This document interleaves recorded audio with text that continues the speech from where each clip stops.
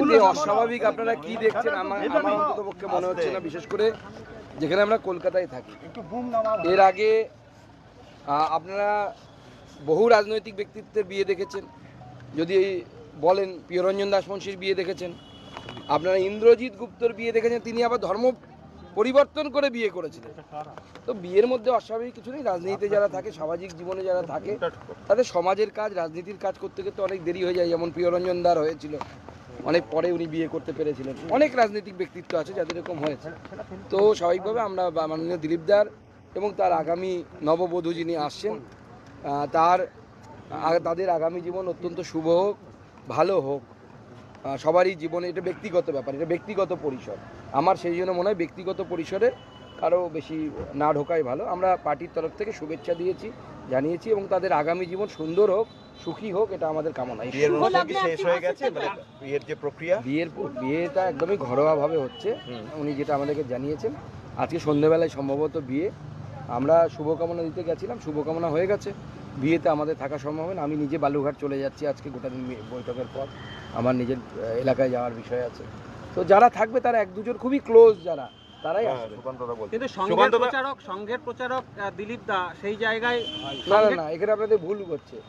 সংঘের প্রচারককে যখন রাজনীতিতে পাঠানো হয়, অর্থাৎ নেতা করে পাঠানো হয়, সঙ্গে দু টাইপের প্রচারক আসে।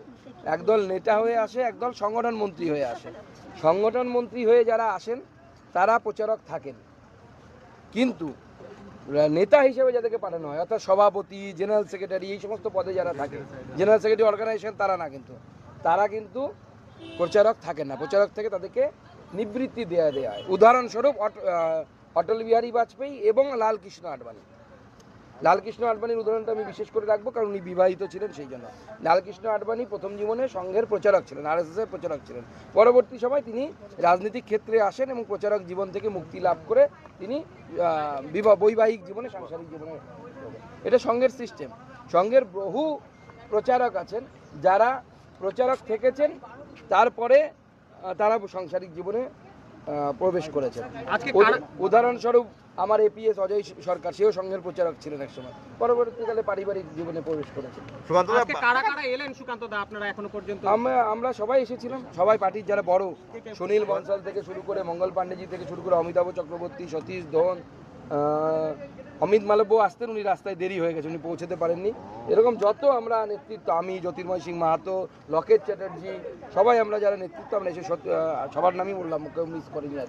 26 লোকসভা ভোটে দিলীপ ঘোষের পরাজয়, তার পরের বছরই এই সিদ্ধান্ত, স্বাভাবিকভাবেই রাজনৈতিক মহলের